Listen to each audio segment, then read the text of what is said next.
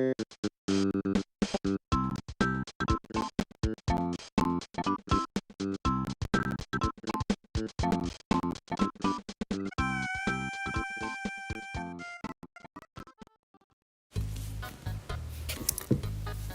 you know what a country is?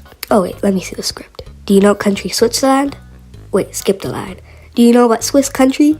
Do you know what country is number 1 on the Human Development Index? It's Swiss roll.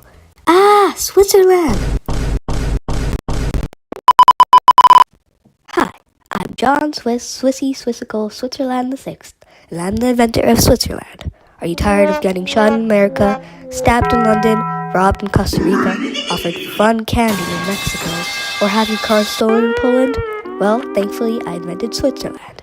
You will almost never have these horrible, bad, awful, horrendous, not good, unpleasant, terrible things happen to you. I have programmed the people to be always kind, to play as Canada, which my brother Jonathan Canadian Canucks Canada invented, and the peacefulness has been rated by me at 120 out of 43. It doesn't engage in wars and always stays neutral, so you can have fun without worrying about witnessing a war crime. A few other important things: watches, cheese, gold. Now you probably want to go there after hearing all about the good things about it. But look at you! You have no idea what Swiss culture is like, and you're going to look like a weirdo. Your clothes defy all Swiss customs. Swiss people care about being eco-friendly, so you shouldn't wear that polyester shirt. 2. No one wear those pleasantish, uncool colors, and pretty much everyone wears dark colors such as black, brown, or gray too. People wear formal clothes, so pajamas and a hoodie aren't going to work out. Switzerland weather changes many times every day, so you should put on a couple layers that you can take off later, not just one or two of them. Now that you know the basics of not being weird in Switzerland, and how to at least have an okay appearance, it's time you learn some stuff about the country, including language, architecture, music, food, and more. Although I'm mostly going to talk about French Switzerland, or Romandy. Hooray! Here we go. Switzerland, officially the Swiss Confederation, is a landlocked country located in West Central Europe. Things to know. It has an area of 41,285 square kilometers, which is around 250 times smaller than Canada. The countries that border it are Italy to the south side, France to the west side, Germany to the north side, and Austria and Liechtenstein to the east side. Switzerland is geographically divided into 3 main parts: the Swiss Plateau, the Swiss Alps, and the Jura. It has a population of 9 million people. Switzerland doesn't really have a capital city, but Bern is the de facto one, in effect but not formally recognized, and is referred to as the federal city. The Alps occupy a greater part of the territory, although most of the country's population is concentrated on the plateau.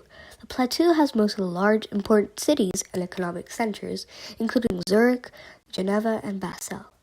Switzerland comes from the old Swiss Confederacy, established in the Middle Ages after defeating Austria and Britain in a series of battles. The Federal Charter of 1291 is considered the country's founding document. Switzerland's independence from the Holy Roman Empire was formally recognized in the Peace of Westphalia, collective name for 2 peace treaties, in 1648. Since the 16th century, Switzerland has maintained a policy of armed neutrality, meaning it stays out of wars and maintains a peaceful relation with the countries involved in the war, but it will use force to protect their neutrality. It has not fought an international war since 1815 in the Battle of the Seven. Although it did have a civil war in 1847. It joined the United Nations in 2002 and follows an active foreign policy that includes frequent involvement in building peaceful relations with other countries. Switzerland is the founding place of the Red Cross and hosts the headquarters or offices of many major international institutions, including the World Trade Organization, the World Health Organization, the International Labour Organization, FIFA, and the United Nations, most in Geneva. This is because of its safety, peacefulness, and political stability. Switzerland is a federal republic composed of 26 divisions. Switzerland is one of the most on one of the world's most developed countries, with the 8th highest GDP per capita. Switzerland ranks first in the Human Development Index since 2021 and also has high ratings on other international metrics. First of all, I will be covering Romanese language, so that you won't go around asking people, where do I buy cheese? Swiss French is the version of French spoken in the French area of Switzerland known as Romandie. French is one of Switzerland's 4 main languages, with the others being Italian, Romansh, and German. As of 2020, around 2 million people, or 22.8% of the population, spoke French as their main language, and 28% of people spoke French at work. Swiss French is very similar to the French spoken in Belgium and France, but there are some differences in pronunciation and writing. For example, long and short vowels sound more different, and most feminine adjectives sound different from the masculine counterparts. Most notably, the numbers 70 to 99 are different. 70 is septant, 80 is hutant, and 90 is nonant, basically continuing the pattern of previous numbers, 30, 40, 50, etc. Some of its terms come from another language called Arpitan, which used to be spoken across the Alpine communities in Romandy, but the number of speakers greatly decreased. Some expressions are also borrowed from German and Swiss. If you want to ask where to buy cheese, say something like, Où puis-je acheter du fromage? It's basically just normal French. Now, for food, you're going to have to know what to eat and what to order so you don't starve. I will be teaching you about famous and popular dishes that you can easily order at most restaurants. First, raclette. This word comes from the French word racle, meaning scrape, referring it to the method of making the dish. A chunk of cheese is held over a fire or another heat source to make it melt, and it is scraped onto a dish and often served with boiled potatoes. In Valais, it is usually served with potatoes, pickles, meat, and onions, and a drink like wine or tea. Raclette is a kind of traditional Swiss melted cheese. It originates in Valais, Romandy. In traditional Swiss restaurants, there's a scraper that serves the customers from a raclette oven placed on a separate table with fire. Raclette was mentioned in ancient Swiss texts from as far back as 1291. It used to be eaten by peasants in the Alpine regions of Switzerland and France. Since 1875, the French word raclette was used to describe the dish. The people in Romandy love cheese. Other than raclette, they also eat cheese fondue, which is a huge dish made for multiple people, families, or gatherings. A bunch of cheese is melted in a big pot, and different foods like bread, vegetables, and meat are dipped into it. Another cheese dish is croûte de fromage, which is cheese on toast, sometimes paired with vegetables too. Here are some other popular Romandy foods. Saucisons are raw pork sausages popular in Romandy. People cook them at home, either poached or with vegetables. Chorella, not the disease, is a kind of vegetable tart. It is called that because it was created during the hardships of the cholera epidemic. Fish dishes are also popular around lakes in Geneva, Neuchâtel, and Biel. The Poen, perch, and trout are the most common fish. Gâteau de volaille is a type of cream tart, and moutarde de Bernichon is a very sweet mustard. These are both popular desserts. Guichal is a type of Swiss saffron bread. Pretty cool, right? Now for music, so you have something to listen to while walking. By itself, Romandy doesn't have really music, so we're just going to talk about Switzerland's music in general. Switzerland has a long tradition of folklore music, with the best known internationally. It was mostly Alpine herdsmen who played and sang this music.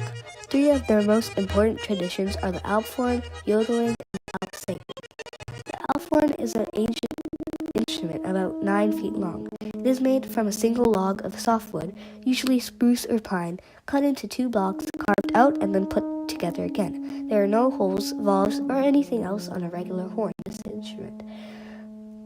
So the sound produced completely depends on how the horn was made and what note the player sings. Yodeling is a singing style that has frequent and rapid shifts from a normal voice to falsetto and back again. It uses meaningless syllables that sound cool. In traditional yodel songs, there are meaningful verses sung in a normal voice and refrain sung in yodeling mode. The Alpsagan is the evening prayer of Alpine shepherds.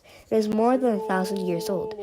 The shepherds ask God, Mother Mary, and some saints to help against dangers for the men and the flock, like thunderstorms and sickness. This prayer is sung to a simple melody of Gregorian church music. The voice of one of the shepherds is amplified through a wooden funnel that is basically a megaphone. Though Switzerland's traditional folklore music is the best known abroad, there is more to say about music listened to by the general population. Pop and rock music played a far more important role.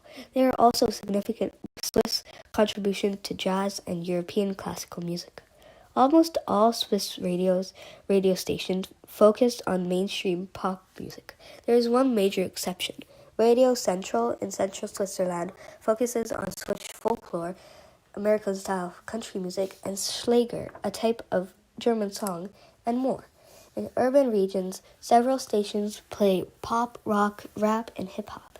Even in alpine regions with just one local radio station, there is a clear preference for mainstream pop music. Though it is not easy to get exact figures, a majority, about two-thirds of the Swiss population, prefers mainstream pop and pop oldies, while classical, alpine folklore, and U.S. country music are the preferred choice, about 10% of the population each. Jazz and world music play a smaller role. Up next is festivals, so you can have some fun while you're in Switzerland and celebrate like a local and be cool. One of the French cultural celebrations in Geneva include the Caravana Festival. It started on June 15th in Nyon, and it is held to give Swiss residents a chance to enjoy a live music concert on the shores of Lac Léman, Lake Geneva. It is one of the largest in Western Europe, and it shares its shores with France. It is a 5-day event with a different program on each day.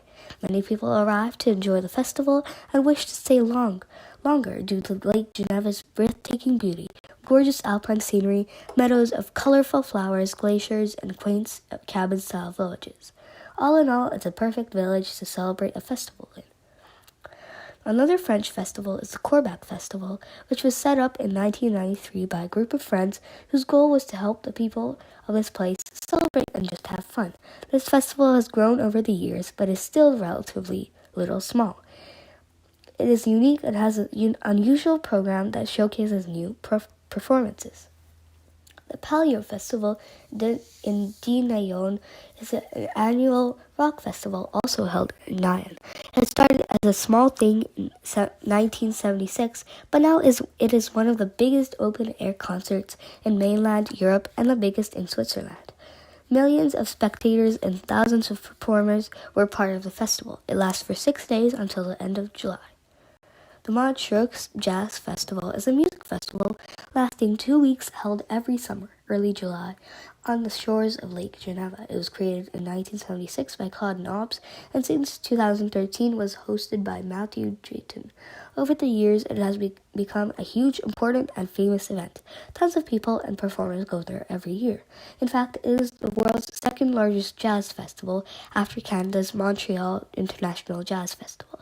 It is mostly jazz, as the name implies, but it also includes some other musical performances. Now I will talk about Switzerland's architecture and its history, so you can fully understand and appreciate the beautiful structures all around the place. Also, you can travel to some of the earliest known buildings in Switzerland were the prehistoric slit houses, which were built by the ancient people between 4000 and 500 BC.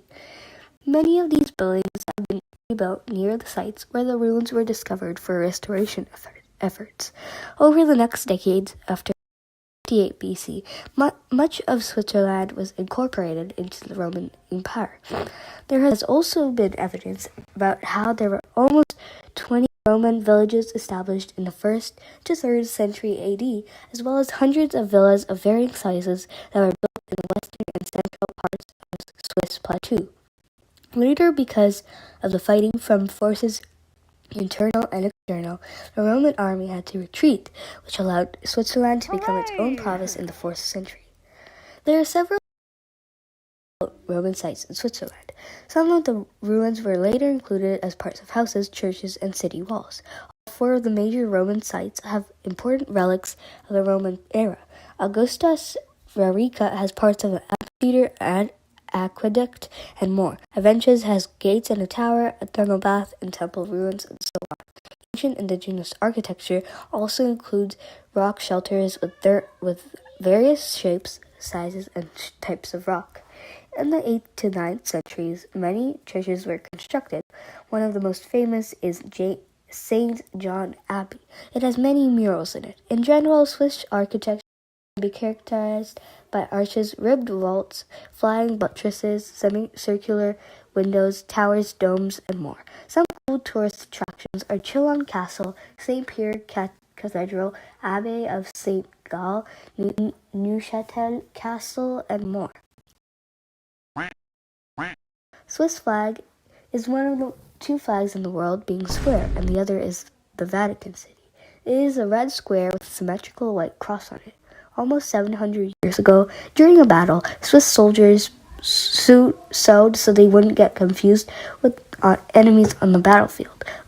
Later, when the white cross was put on weapons and banners. However, it is unknown why the flag is red. Historians say it could represent the blood of Jesus, as Switzerland is mostly a Christian country. It was established in 1840. The Swiss coat of arms has the same design as the flag, but it is placed on a triangular shield. It was established around the same time as the flag. Personification, or something or someone that represents a country, is Helvetia. She is represented with a flowing dress, a spear, and a shield with a Swiss flag on it, braided hair, and a wreath on her head. It has been used on currency and stamps. The national anthem is a Swiss psalm, composed in 1841. The unofficial national flower of Switzerland is the Edelweiss, a type of mountain daisy with long white petals and a yellow middle. It has been used on money, Swiss Army rank badges, and is depicted on the logo of the National Tourism Organization. There is currently no official Swiss animal, but one most associated with the country is the cow, although others like the ibex or the Saint Bernard has been used to represent the country too.